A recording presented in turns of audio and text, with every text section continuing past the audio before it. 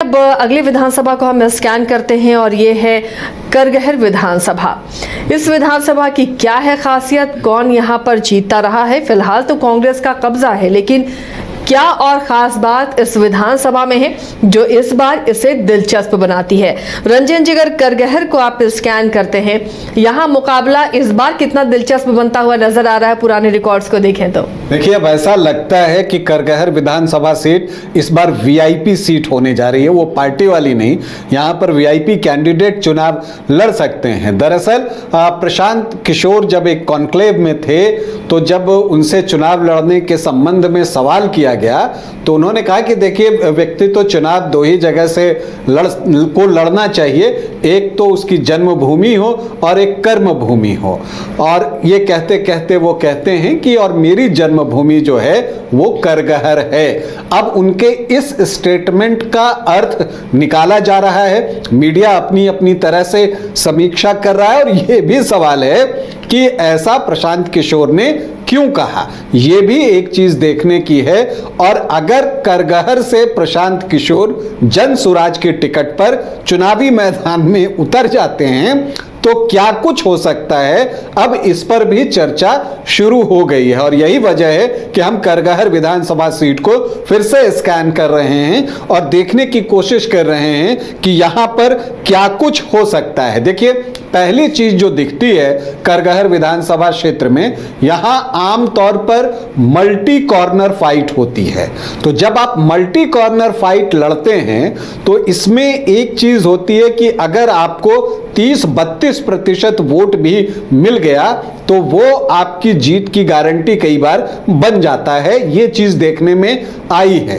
तो प्रशांत किशोर क्या अपने आप को इस मल्टी कॉर्नर फाइट में डालना चाहते हैं? क्योंकि अगर आमने सामने की लड़ाई होती है तो वहां पर जो है पोलराइजेशन होता है वोटों का, चाहे वो कास्ट के आधार पे हो या वो रिलीजन के आधार पे हो, लेकिन वो पोलराइजेशन देखने को मिलता है। तो एक मल्टी कॉर्नर फाइट में अगर प्रशांत किशोर यहां से लड़ते हैं तो खुद को डालेंगे। दूसरी बात यह है कि यहां का जब आप जातीय समीकरण देखिएगा तो वो बहुत दिलचस्प है। यहां जो अभी विधायक हैं वो संतोष कुमार मिश्रा हैं और संतोष कुमार मिश्रा कांग्रेस प्रत्याशी के तौर पर चुनाव जीतने में सफल रहे थे। अब प्रशांत किशोर के आने से उनकी संभावनाओं पर क्या असर पड़ेगा, क्योंकि 2020 में वो भी सिर्फ 30.8% वोट लाकर चुनाव जीतने में सफल हुए थे। क्यों? क्योंकि यहां एक मल्टी कॉर्नर फाइट थी।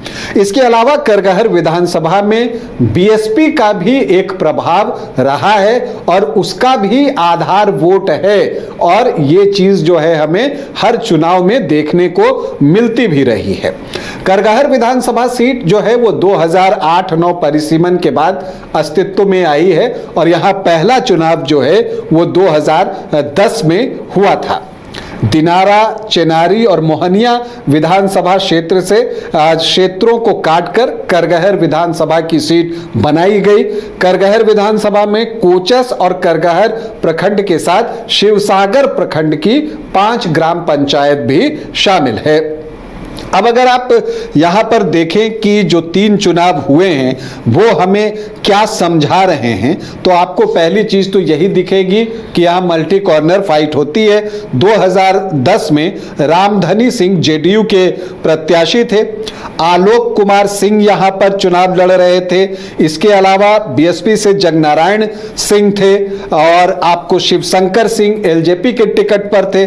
तो यहां पर एक क्वाड्रेंगुलर फाइट हुई, चतुष्कोणीय मुकाबला हुआ। रामधनी सिंह को 54,190 वोट आए, मतलब 36.19%। शिवशंकर सिंह एलजेपी प्रत्याशी दूसरे स्थान पर थे, 40,993 वोट उनको आए, 27.38% वोट। आलोक कुमार सिंह तीसरे स्थान पर रहे 21,292 वोटों के साथ और जगनारायण सिंह बीएसपी के कैंडिडेट चौथे स्थान पर रहे 11,035 वोटों के साथ 7.37% वोट उनको भी आए थे। तो चूंकि मल्टी कॉर्नर फाइट थी, सिर्फ 36.19% वोट लाकर रामधनी सिंह यहां पर 13,197 वोटों से चुनाव जीत जाते हैं।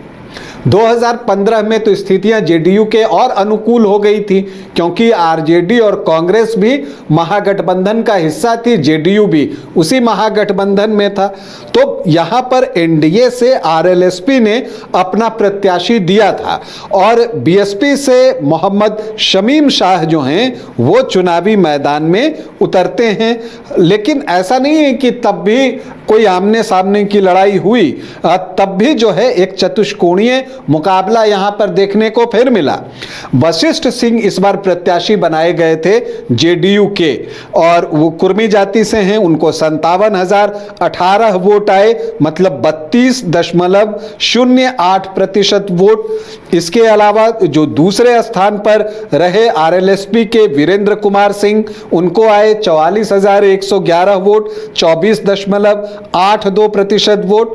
आलोक कुमार सिंह इस बार निर्दलीय चुनाव लड़ रहे थे, क्योंकि ये सीट जेडीयू को चली गई थी तो वो निर्दलीय लड़ रहे थे और उनको 27,454 वोट आ गए, मतलब 15.45% वोट। और चौथे स्थान पर फिर बीएसपी था, मोहम्मद शमीम शाह उसके प्रत्याशी थे, 23,677 वोट, मतलब 13.33% वोट।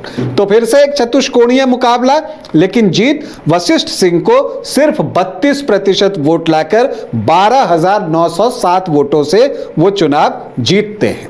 2020 का चुनाव भी वैसा ही था, मतलब फिर से एक क्वाड्रेंगुलर फाइट थी। फर्क सिर्फ इतना था कि पिछले 2 अवसरों पर जीत जेडीयू को मिली थी, इस बार जीत कांग्रेस को मिली।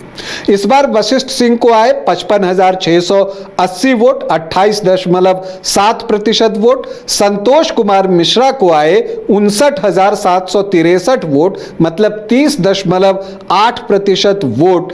तो जो डिफरेंस था दोनों में वो लगभग जो है 2.1% का था। उदय प्रताप सिंह इस बार बीएसपी के टिकट पर चुनावी मैदान में उतरते हैं।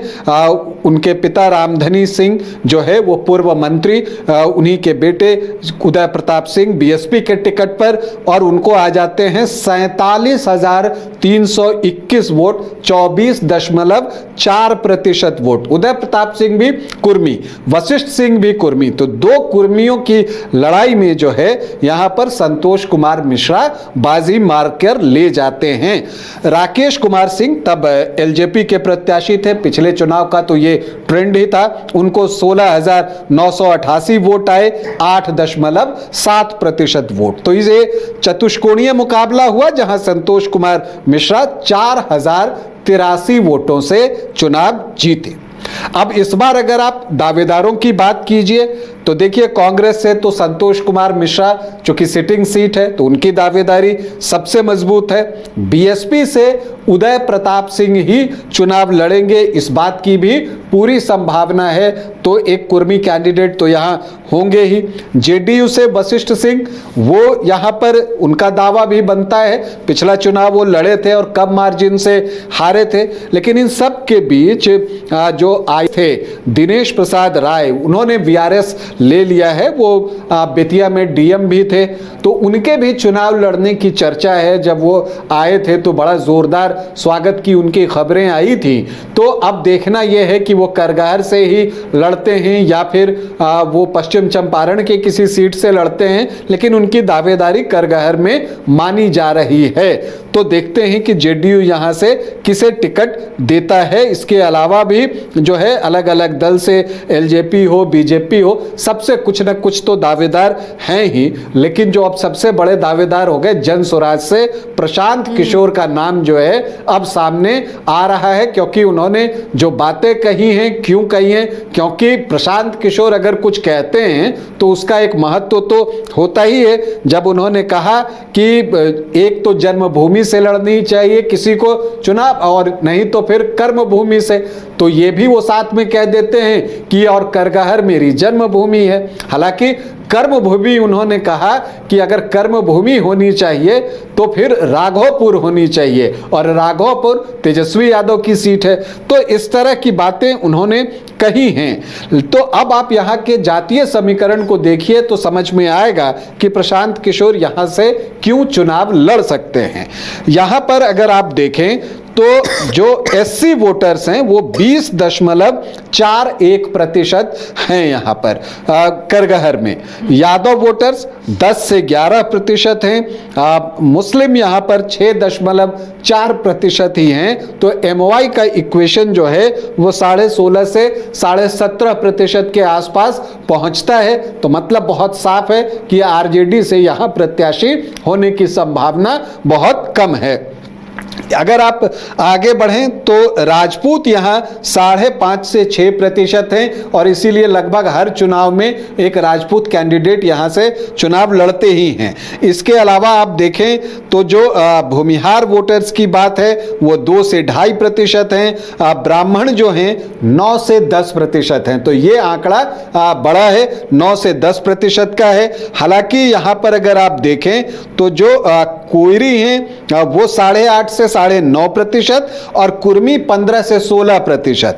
तो 24 से 25% का ये आंकड़ा जो है लवकुश का पहुंचता है और वैश्य जो हैं वो 11 से 12% हैं। तो जो NDA को जो जातियां वोट करती हैं उनका आंकड़ा आपको 52 से 53% के आसपास दिखता है। लेकिन पिछली बार वोट कितना आया है वशिष्ठ सिंह को?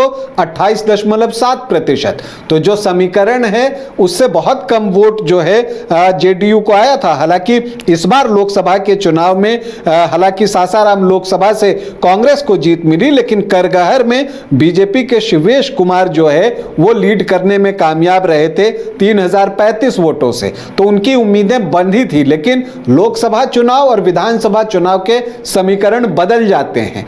अब अगर प्रशांत किशोर यहां पर चुनाव लड़ते हैं तो देखिए, एक तो ब्राह्मण वोट यहां पर 9 से 10% के आसपास, प्लस तो उनका एक अपना फेस वैल्यू है। तो फेस वैल्यू के नाम पर भी बहुत वोट आता है। कई विधानसभा क्षेत्र ऐसे होते हैं कि उनको लगता है कि हमारे साथ बड़ा नाम एसोसिएट हो रहा है, तो ऐसी परिस्थिति में वोट उधर शिफ्ट होते हैं और फिर मल्टी कॉर्नर फाइट होगी। तो अगर 32-34% वोट आ गए तो जीत की गारंटी की जैसी बात हो जाती है। तो मुझे लगता है कि करगहर से प्रशांत किशोर अपनी किस्मत आजमा सकते हैं। वैसे संतोष कुमार मिश्रा के लिए मुश्किलें बढ़ेंगी अगर प्रशांत किशोर यहां से चुनाव लड़ते हैं, क्योंकि उनके वोटों में एक डेंट तो लगेगा, ये मानकर चलिए। और जब जो यहां मुस्लिम वोटर्स हैं उनको ये लगेगा कि प्रशांत किशोर मुख्य मुकाबले में आ रहे हैं तो वो कांग्रेस का साथ छोड़ भी सकते हैं। ये चीज भी देखने में आ सकती है। और प्लस जो यहां पर BSP है उसको आप नजरअंदाज नहीं कर सकते और उनके पास कैंडिडेट भी जबरदस्त है उदय प्रताप सिंह के रूप में। अब उदय प्रताप सिंह लड़ते हैं तो वो कुर्मी कैंडिडेट, JDU के भी कुर्मी कैंडिडेट, तो फिर कुर्मी वोटों में भी सेंधमारी होनी है, बल्कि सेंधमारी कहना बेहतर नहीं होगा, बंटवारा हो जाना है। और यही चीज आपको पिछले चुनाव में दिखा भी था। तो एक दिलचस्प मुकाबला जो है वो करगहर में होगा। अगर प्रशांत किशोर उतर जाते हैं तो ये सीट हॉट सीट हो जाएगी, ये सीट VIP सीट हो जाएगी, ये वो सीट हो जाएगी जिस पर सभी की निगाहें होंगी।